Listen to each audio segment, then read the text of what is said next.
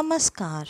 मैं स्नेहा, आपकी होस्ट, एक बार फिर से आपका स्वागत करती हूँ आपके अपने चैनल डर का घर में।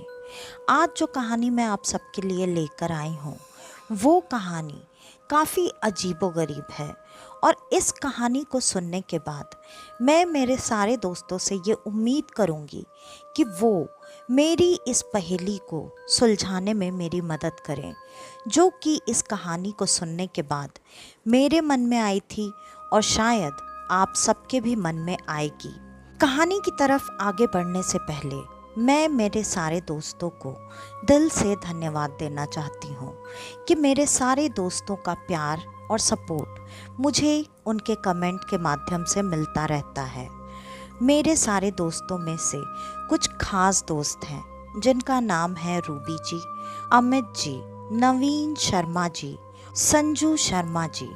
आप सबका दिल से धन्यवाद। आप सब जो अपना प्यार और सपोर्ट मेरे साथ बनाए रखे हैं, आगे भी मैं आपसे यही उम्मीद रखती हूँ कि आप सब अपना प्यार और सपोर्ट मेरे साथ हमेशा ऐसे ही बनाए रखेंगे।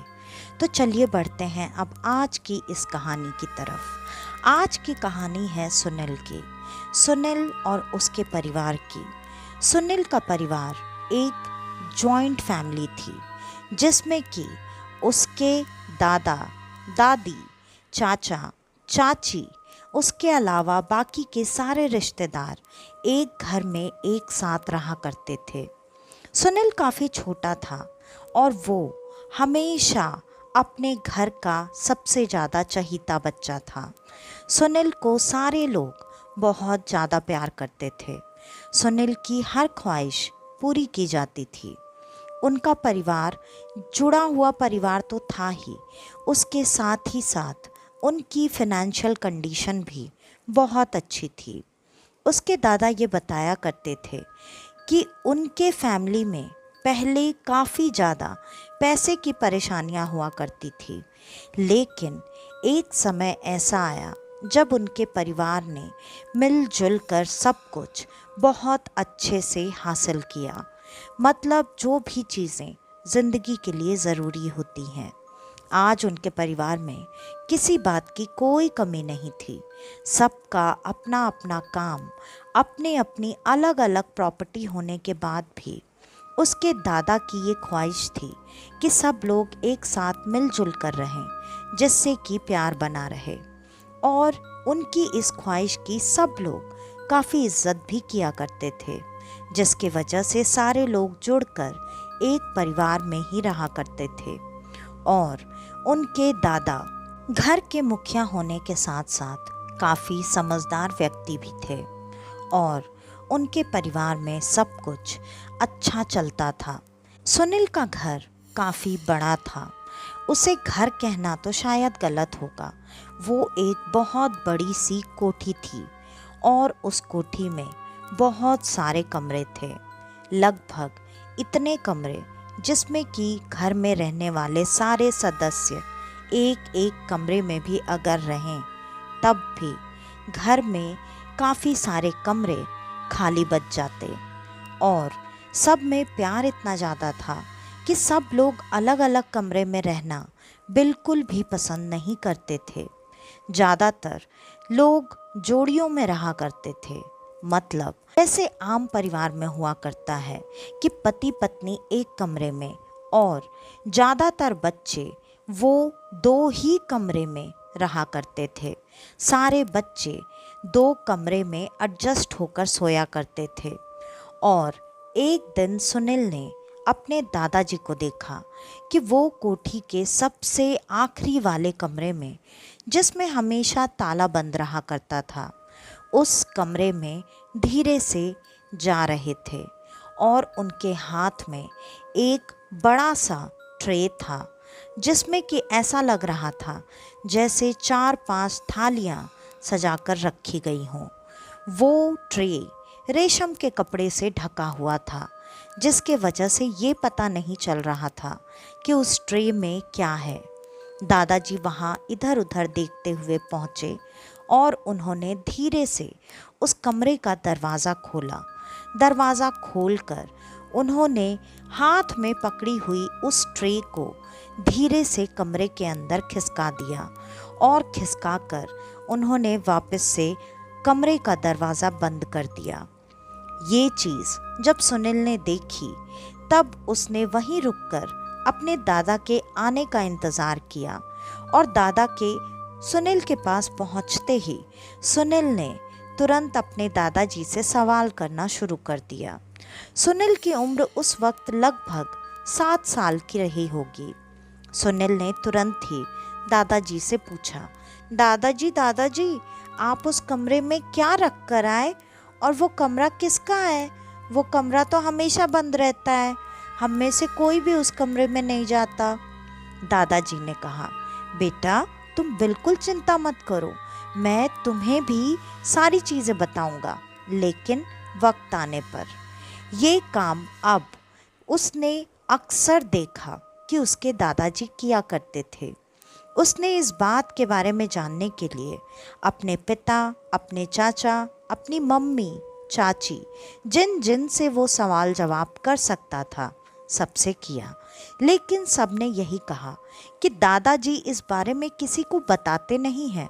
वो बस हमेशा यही कहकर बात टाल देते हैं कि समय आने पर वो ये बात हम सबको ज़रूर बताएंगे और ये इस घर की प्रथा है जिसे हम सबको आगे ऐसे ही निभाते रहना है। ये बात सुनकर सुनील बच्चा था, उसे पूरी बात समझ में तो नहीं आई, लेकिन उसे इतना ज़रूर समझ में आ गया कि उसके इस सवाल का जवाब उसे अभी तो नहीं मिलने वाला। सुनील अब लगभग 11 साल का हो चुका था। सुनील को ये बात बहुत अच्छे से पता थी कि दादाजी ऐसा हर रोज़ किया करते हैं और दादाजी किस वक्त पर करते हैं वो भी सुनील को बहुत अच्छे से अब याद हो चुका था, क्योंकि सुनील ने जब से पहली बार ये चीज़ देखी थी उसकी आदत बन चुकी थी। वो हर रोज़ उसी वक्त पर जाकर ऐसे ही चुपके चुपके दादाजी के पीछे रहकर ये देखने की, जानने की कोशिश करता कि दादाजी आखिर उस कमरे में क्या रख रहे हैं, क्यों रख रहे हैं और किसके लिए रख रहे हैं। लेकिन अभी तक सुनील को इस बात का पता नहीं चला और अब आज दादाजी की तबीयत काफ़ी ख़राब थी। दादाजी ने अपने सारे बच्चों को अपने कमरे में बुलाया और बुलाकर सबसे बातें करने लगे। उसके बाद दादाजी अपने सबसे बड़े बेटे से कुछ बात करना चाहते थे। उन्होंने बाकी सबको कमरे के बाहर जाने के लिए कहा और सब लोग कमरे के बाहर चले गए। तभी अचानक अंदर कमरे से बड़े बेटे की रोने की आवाज़ें आने लगी। सब वापस से दौड़कर कमरे के अंदर आ गए। जब सब कमरे के अंदर आए तब सब ने देखा दादाजी अपनी आखिरी सांसें ले चुके थे। दादाजी इस दुनिया को, अपने पूरे परिवार को छोड़कर जा चुके थे। सारा परिवार शोक में डूब चुका था। सबके लिए दादाजी की अहमियत बहुत ज़्यादा थी और दादाजी के गुज़र जाने के बाद पूरा परिवार शोक में डूबा रहा। सारी चीज़ें, सारे रस्में जिस तरह से की जाती हैं उस तरह से की गई और सारी रस्में करने के बाद लगभग 20 दिन बीत चुके थे। अब अचानक धीरे धीरे उनके घर में अजीब अजीब बुरी खबरें आने लगीं। कभी किसी की प्रॉपर्टी किसी तरह से बर्बाद हो गई, किसी के गोडाउन में आग लग गई, किसी का कुछ ना कुछ लॉस हो ही रहा था। पूरा परिवार अब इन चीज़ों से काफ़ी परेशान हो चुका था। लगभग 1 महीने बीत चुके थे और इस पूरे 1 महीने में उनके परिवार की माली हालत दिन ब दिन बद से बदतर होती जा रही थी। ये सब इतनी जल्दी, इतनी तेज़ी से हो रहा था कि उन लोगों को कुछ भी समझ में ही नहीं आ रहा था कि ये क्या हो रहा है, क्यों हो रहा है। कहीं दादाजी के जाने के बाद हमारे घर में किसी तरह की कोई मनहूसियत तो नहीं आ गई। इन सारी चीज़ों से परेशान होकर आखिरकार उन लोगों ने एक पंडित का सहारा लिया और उनको बुलाकर घर में ये जानने की कोशिश की कि दादाजी की आत्मा को शांति मिली है या नहीं, कोई उनकी अंतिम इच्छा तो नहीं रह गई जो कि बाकी हो, जिसके वजह से ये सारी चीज़ें ऐसे अचानक उनके घर में होने लगी है। पंडित जी ने अपने हिसाब से सारी चीज़ें देखी, लेकिन उन्हें सब कुछ ठीक ही लग रहा था। उनके हिसाब से कहीं भी कोई गड़बड़ी नहीं थी। फिर भी उन्होंने एक बार घर में ग्रह शांति की पूजा करवाई। वो पूजा भी काफ़ी अच्छे से संपन्न हुई। पंडित जी का ये कहना था कि अगर इसमें किसी तरह की कोई परेशानी होती तो यह हवन इतने अच्छे से संपन्न नहीं हो पाता। अब सारे लोग काफ़ी परेशान थे। उन्होंने अपने हिसाब से सारी चीज़ें कर ली थीं, लेकिन ये क्या था, क्यों था, किसी को भी कुछ भी समझ में नहीं आ रहा था। दिन ब दिन उनके घर में कभी किसी की तबीयत खराब होती, कभी किसी की फाइनेंशियल कंडीशन खराब होती। सब कुछ लगभग 1.5 महीने में ही तहस नहस हो चुका था। अब अचानक बड़े बेटे को ये ध्यान आया कि उसके पिता उससे कुछ बहुत ज़रूरी बात करना चाहते थे, लेकिन वो उस बात को पूरा करें इससे पहले ही उनकी आत्मा ने उनके शरीर को छोड़ दिया। आखिर ऐसी क्या बात थी? उनका बड़ा बेटा काफ़ी परेशान रहने लगा, लेकिन वो कर भी क्या सकता था। उन्होंने अब इस चीज़ से अंदाज़ा लगाना शुरू किया कि कहीं पिताजी की कोई अंतिम इच्छा तो नहीं थी जो कि हम पूरी नहीं कर पाए, जिसकी वजह से शायद हमारे घर में इतना कुछ हो रहा है। आखिरकार उन्होंने एक बार फिर से अब पंडित नहीं, किसी तांत्रिक का सहारा लिया और उस तांत्रिक से पूछकर वो ये जानने की कोशिश करने लगे कि पिताजी की वो आखिरी बात क्या थी जो वो उन्हें बताना चाहते थे, जिससे कि वो बात को पूरी कर सकें और शायद उससे उनके घर की सिचुएशन ठीक हो सके। लेकिन इस बात का कुछ भी पता नहीं चल पाया और वो तांत्रिक भी थक हार कर आखिरकार जा चुका था। अब लगभग 2 महीने पूरे होने वाले थे। उनके घर में अजीब अजीब सी चीज़ें अब उनको महसूस होती थी। उन्हें ऐसा लगता था जैसे रात में अक्सर उसी वक्त पर, जिस वक्त पर दादाजी उस कमरे में जाकर कुछ रखा करते थे, कोई साया घर में इधर उधर घूम रहा है, कोई बच्चा इधर से उधर दौड़ रहा है, अजीब अजीब सी आवाज़ें आना, जिसके वजह से अब ये सब काफ़ी परेशान हो चुके थे। उन्होंने हर चीज़ तो पहले ही करवा रखी थी, फिर भी उसके बाद ऐसी चीज़ें होना उनके समझ से ये परे था। एक दिन बैठकर पूरा परिवार एक साथ इन सारी बातों पर ही चर्चा कर रहा था। तभी वहाँ पर बच्चे तो नहीं थे, लेकिन सुनील अचानक पहुँचा और उसने दादाजी के बारे में बात करते हुए जब पूरे परिवार को सुना, तब सुनील ने कहा, पापा पापा, दादाजी ना रोज कमरे में जाकर कुछ रखा करते थे। वो क्या रखते थे मैंने पूछा, उन्होंने भी नहीं बताया, आप सबने भी नहीं बताया। दादा क्या रखते थे? क्या हम भी जब वैसे चीज़ें रखेंगे तो हमारे घर में सब कुछ ठीक हो जाएगा? ये बात सुनकर थोड़ी देर के लिए तो सारे बड़े उस बात को सुनने लगे, लेकिन फिर उन्होंने छोटे बच्चे की बात समझकर उस बात को ऐसे ही टाल दिया और ये बात आज ऐसे ही खत्म हो गई। सारे लोग ऐसे ही परेशान चल रहे थे। अब लगातार उनके घर में जो रात में चीज़ें हुआ करती थी वो दिन ब दिन बढ़ती जा रही थी, इतना जिसके वजह से वो रात में ना तो सो पाते और ना ही चैन की सांस ले पाते। उन्हें वो अजीब अजीब सी आवाज़ें लगातार सुनाई देती थीं। अब इतनी ज़्यादा परेशानी बढ़ चुकी थी जिसके वजह से उनके पास अब कोई रास्ता नहीं बचा। आखिरकार उन्होंने फिर से एक बार उसी तांत्रिक को अपने घर में बुलाया और उस तांत्रिक को बुलाकर अब दोबारा से घर को दिखवाने की कोशिश की। और तांत्रिक ने उस चीज़ को करने के बाद उन सबको जो बताया वो सुनकर उन सबको काफ़ी बड़ा झटका लगा, क्योंकि तांत्रिक ने जब अपनी क्रिया संपन्न की तब तांत्रिक को ये पता चला कि उस घर के मुखिया सुनील के दादाजी जिस कमरे में जाकर जो चीज़ रखा करते थे वो किसी को भोग लगाया करते थे। उनके हिसाब से वो क्या था ये बात तो वो समझ नहीं पाए, लेकिन वो इस चीज़ को कोई नाम नहीं देना चाहते थे।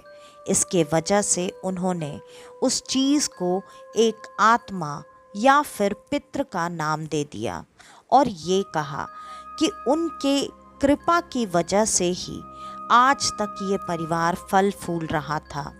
और ये जो चीज़ थी दादाजी काफ़ी सालों से करते चले आ रहे थे और अचानक उनके जाने के बाद ये चीज़ ऐसे बंद हो गई, जिसके वजह से उनके परिवार में इतनी ज़्यादा तकलीफ़ें, मुश्किलें अचानक से आ पड़ी थी।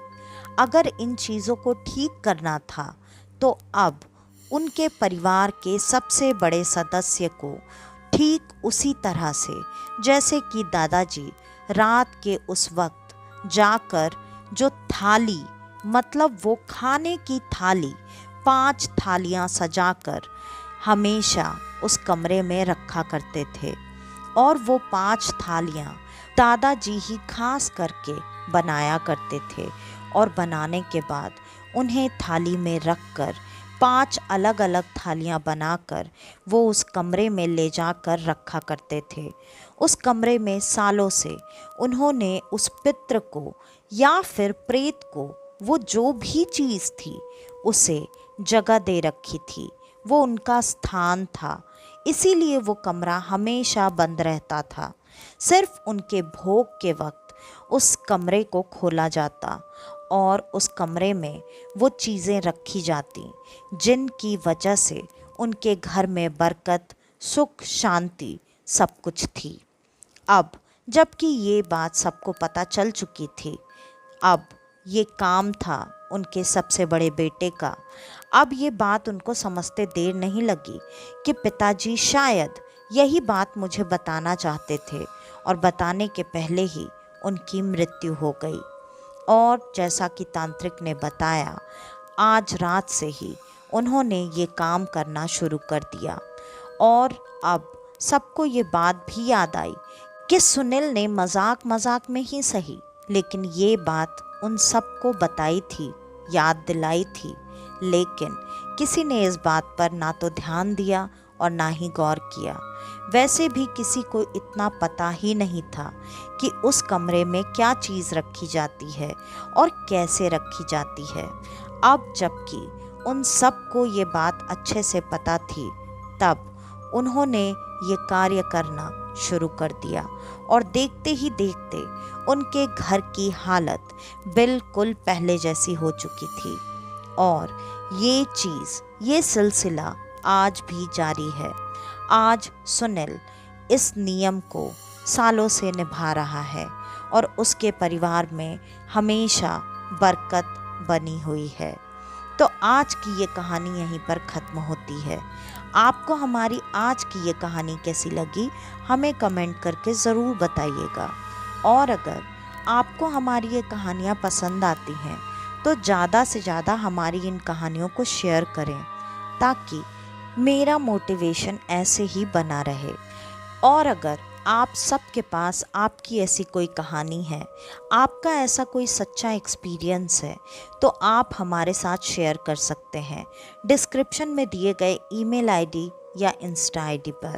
तो आज के लिए बस इतना ही। मैं स्नेहा, आपकी होस्ट, आज के लिए लेती हूँ अलविदा। वापस से आपसे मिलने आऊँगी और आप सबको लेकर जाऊँगी कुछ जाने अनजाने किस्से कहानियों के सफ़र पर, आपका अपना डर का घर में। तो तब तक के लिए नमस्कार।